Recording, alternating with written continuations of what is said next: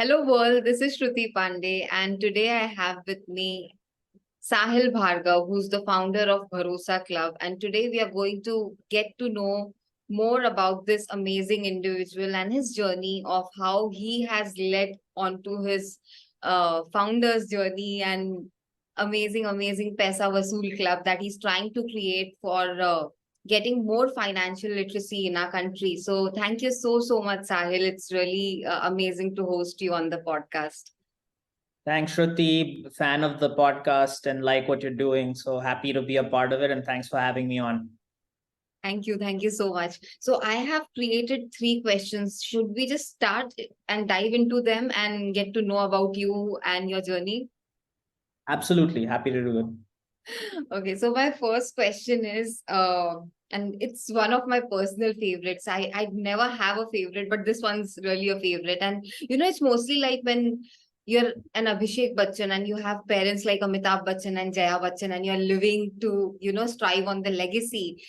Similar cases with you. I don't mean to disrespect any of us, the others, and our parents, but when we have parents who have such stature and legacy, and you come from the Bhargav clan where Sanjay sir, Anita ma'am have been like founding members of PayPal and stuff like that, growing up in US, seeing the Silicon Valley boom, etc., etc. So how do you survive that pressure of expectations for yourself when you have such phenomenally great parents?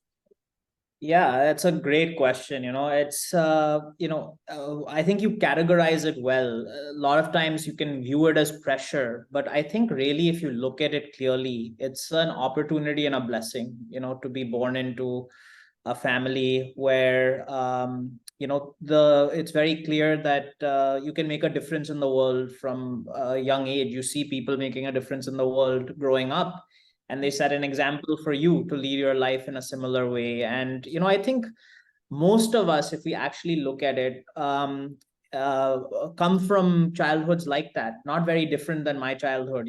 Just because my parents were part of some names that are now famous in the world doesn't mean that they were any greater individuals than other parents, like you mentioned, that did things at a different scale in a different way. So I think it's actually something that I think a lot of people can relate to in terms of looking up to their parents and you viewing them as role models. And I hope to do the same for my kids.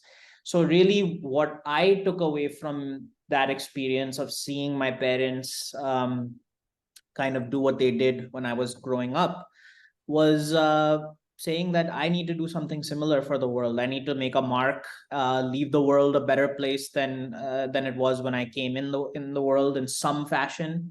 If that means building the next PayPal, fantastic. If it means touching 1,000 lives, so be it. If it means touching 5 lives, so be it. So there's so many different ways you can do that, but I think the important thing is bringing the right intention into what you're doing. And assuming you do that, I think like with your podcast, you're bringing a good intention in. And with my business, I'm trying to do the same exact thing, is in terms of how I conduct the business and what our goals and aims are at Bharosa Club. So the PayPal experience is just it's not that different than other people's parents, I would say. Just sounds different. I really appreciate that honesty and modesty, and it kind of reminded me of also Sanjay sir, because I've spoken to him once, and it's like really similar. And where how they say like father like son, it really reminded me of him. And thank you for summarizing it so smoothly, because like you mentioned, many of us grow onto that pressure, or we can think of it as a great responsibility to work harder. So I want to now move on to my next question, maybe extending and carrying forward. Sorry, before you jump to the next question, just it occurs to me I didn't address one point of your question, which is the pressure bit. I feel that one way to look at things is looking at things and saying, oh, I have to fill these shoes, right? And my parents have done so much wonderful stuff for the world, like now I have to do that myself. The other way to look at it is to realize that even in my parents' case, there was a lot of luck involved in finding the right team, finding the right people to do PayPal with, getting lucky that PayPal worked. So it also gives you an appreciation that outcomes are a combination of hard work and luck, and it gives you actually perspective not to put that pressure on yourself. Just do your best, do your karma, and let the fall come. So that's how I manage the pressure. This is beautiful, because I had to ask this question because the current generation, everything has become so extraordinarily stressful for them, and everything is a pressure. Even your parents and siblings become your pressure. So I Yeah. think I had to ask this question and get something from the horse's mouth. And I also appreciate the fact that you mentioned luck. And it's so massively crazy, because the number of people, founders and entrepreneurs like you that I talk, somehow or the other, they always mention luck. And in my Yeah. head, it was like, wow, so you believe in luck? Like, Absolutely. It really is. I mean, because you start to realize that you're not the only smart, talented person in the world, and, I think too commonly we make the assumption that, um, if something doesn't work out, that the person was not good, or they didn't do, they didn't work hard enough, or anything. That's not true. That may be the case. In fact, the easiest way to guarantee that what you do will not work is to not work hard, right? I think that working hard is a necessary but not sufficient condition for success. If you don't work hard, it's very hard to be successful. But if you do work hard, it does not guarantee that you're going to be successful. And one thing I think the US culture does very well is embrace failure. That stigma of failing as a startup founder goes away. And I think, having grown up in the US, I bring that approach, into India. And I think India's catching up on that regard. People are now embracing startup culture. They realize that, in order to do anything new, you have to take a risk, right? And that risk may not work out, but that's fine. You learn something along the way, right? absolutely. I think we need more of these conversations where we talk about, let's give us and others a chance to at least fail. I mean, how do you try if you don't fail and succeed? And like, everything is a part and parcel, but at least try. And thanks for bringing up that topic also around the stigma, because half of the time it's really that, like, why are you leaving your job when everything is hunky dory and a cushiony package? I mean, you reminded me of my struggle when I was thinking of leaving my nice job, hefty package, and trying something out for myself. And it is still so relevant, and no matter how educated your parents are or your society you're living in is, still there is that stigma. Like, why do you want to try? What's the problem in being an employee? Probably there's no problem in being an employee, but unless more employees try to create something, uh like, what's the point of this amazing I life? agree with you. There's nothing wrong with being an employee. And, I think that actually it's the smoother life path to just continue being an employee, working in a broader mission. But certain people are just born, I think, with some sort of need to think different.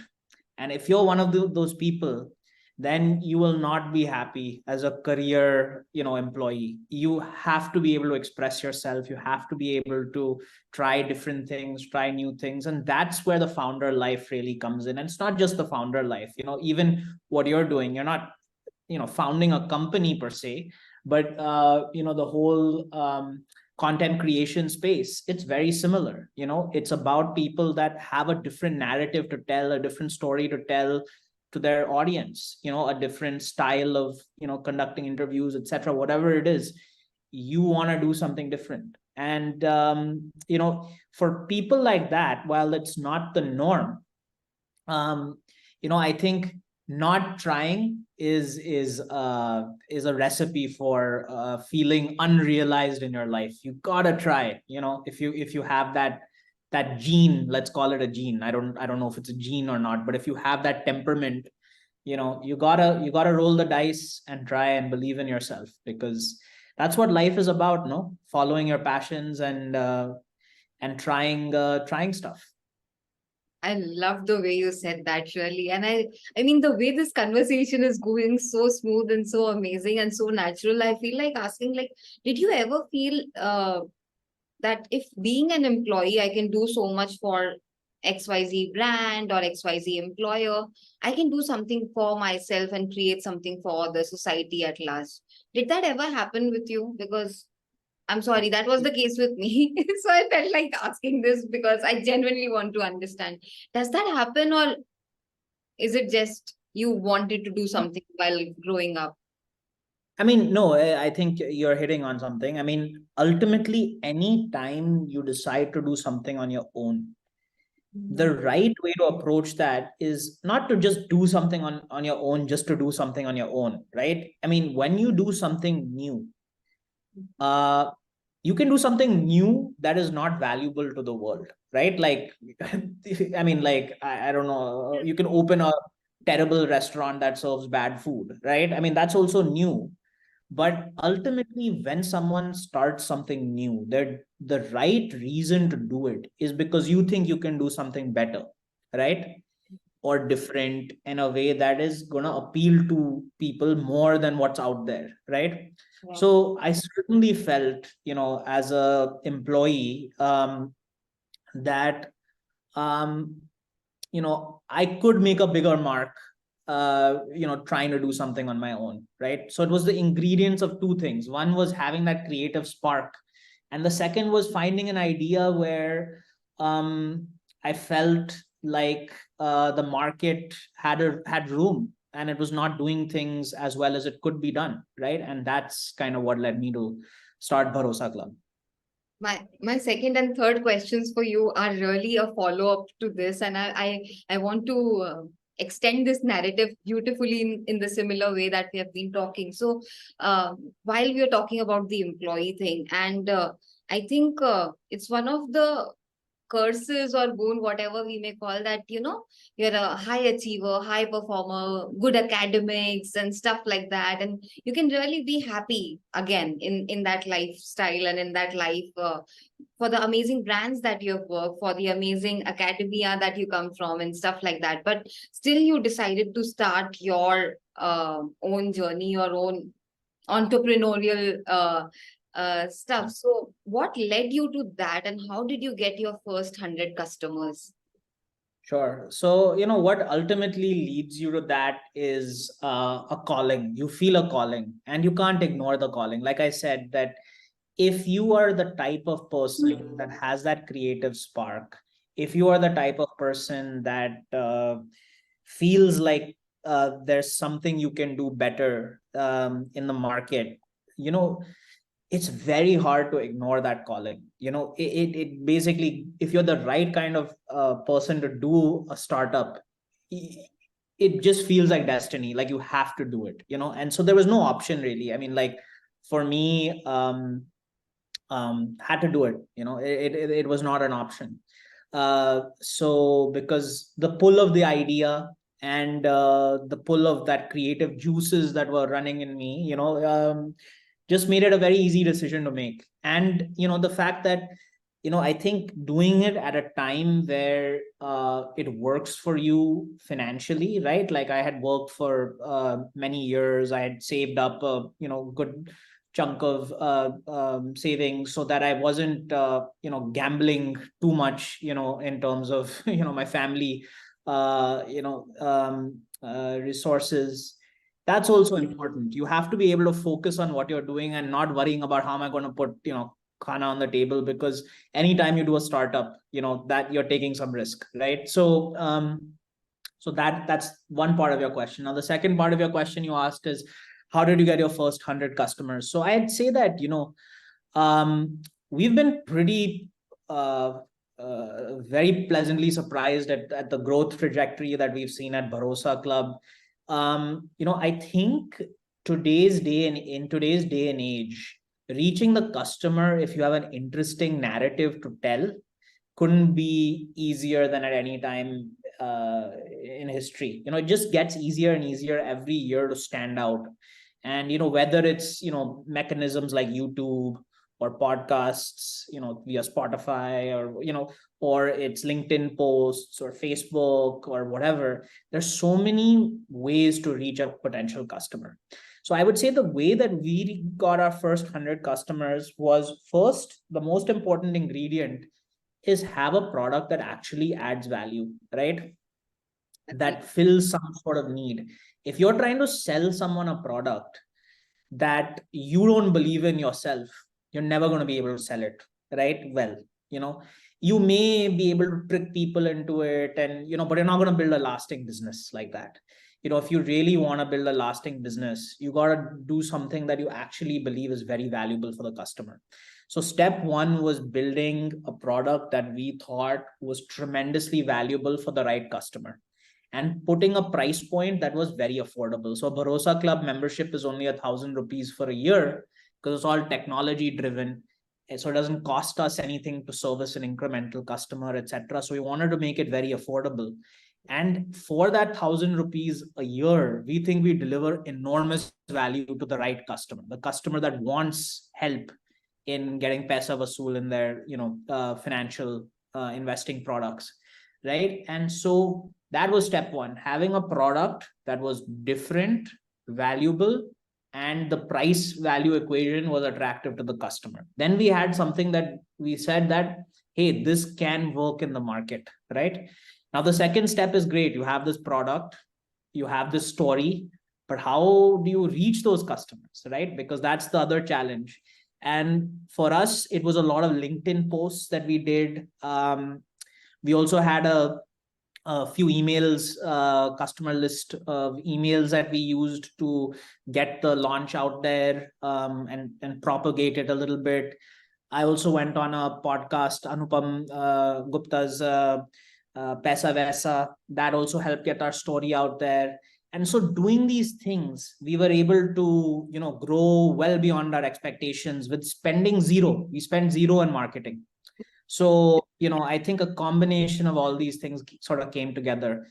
And that's not to say that, like, we are home free. We're still a very small company, but, I think it shows you that you don't need to do heroic things to get customers if you have a good product.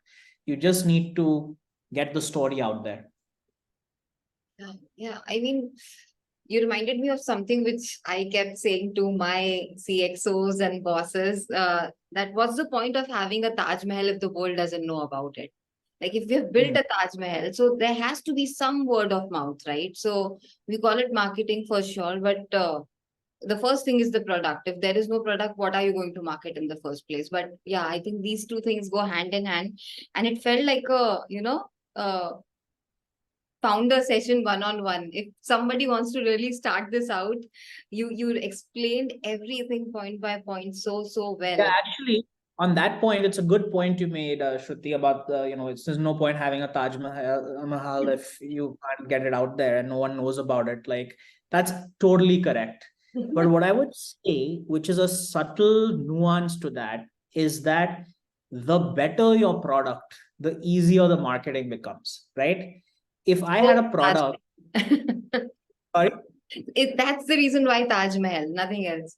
It has to be the Yeah, best. like, think about it. Like, Taj Mahal doesn't need to do much to get visitors to come see it every year, because it's such an amazing thing. There's nothing like it in the world, right? But if you're, like, for example, like, even the, like, Burj Khalifa, for example, like in Dubai, it's, like one of the tallest buildings in the world. But, next year there'll be another tallest building in the world. Next year there'll be another one, right? So if you're not a differentiated product, then it becomes a very tricky value proposition to rely on marketing. And then you got to rely on flip influencers, paying them money to sell your product. And these are not things I want to do, right? Like, for me, it's very simple.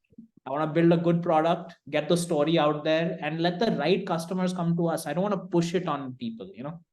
So Thanks for mentioning that. And I consciously and cautiously choose people who I invite to my podcast because there is so much noise out there. There's so much salesy, flashy marketing stuff out there going on. But I think, like you mentioned rightly earlier about me, that it's more important to get the correct narrative to the audience and people who are listening to us, right? Because when you and I are doing really something which is free for the world, for them to learn something, it has to be the best of people, not settling with a Burj Khalifa or something which would go away in the long run, but something which is like a Taj Mahal differentiator.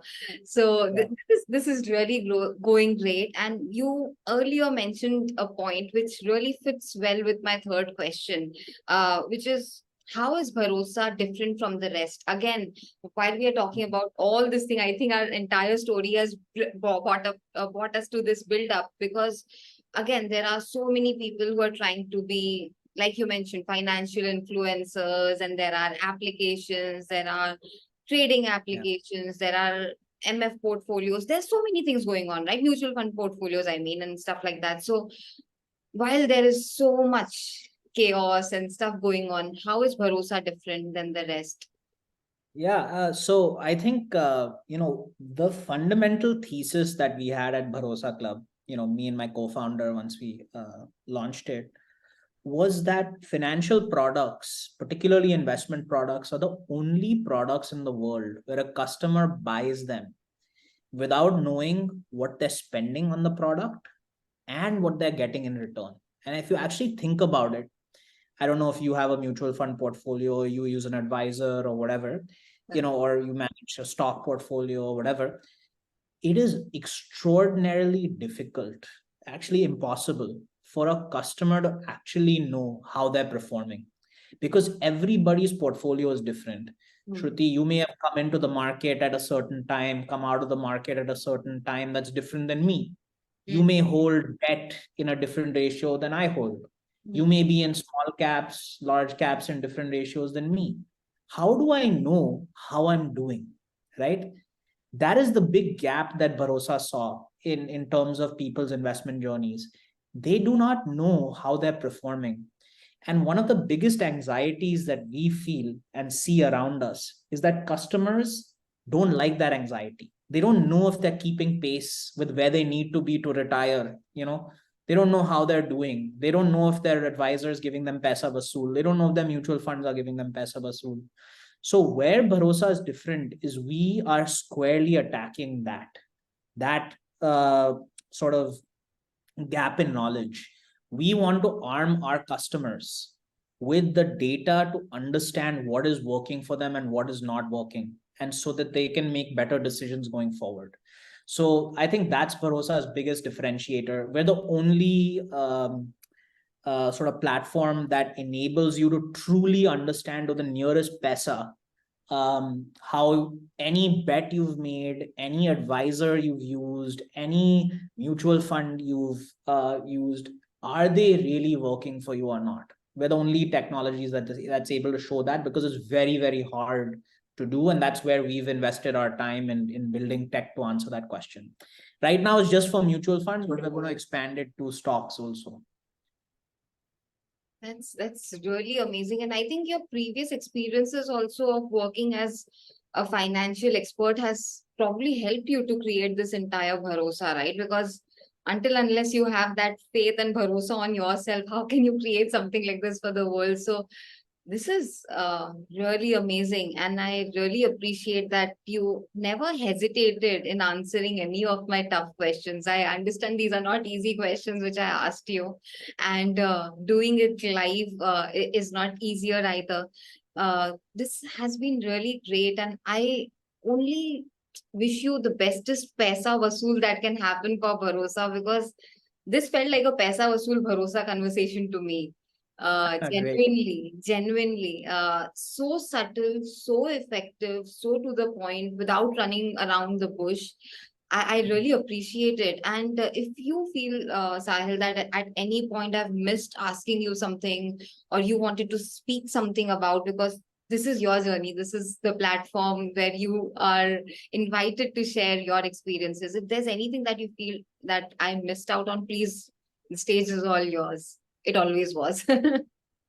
But no, I think you asked all the right questions, and I'm super excited you're doing this, because you're on a very similar journey. And I think the only thing I would say that I want to re-emphasize for people is that, like, look, India is changing in such a nice way, where we're seeing so much activity in startups, so much activity in content creation, so much activity in little brands that are coming up, little, in every sector. I see it, like, even if it's little pop-up restaurants that people are running out of their homes. It's so cool to see that in India.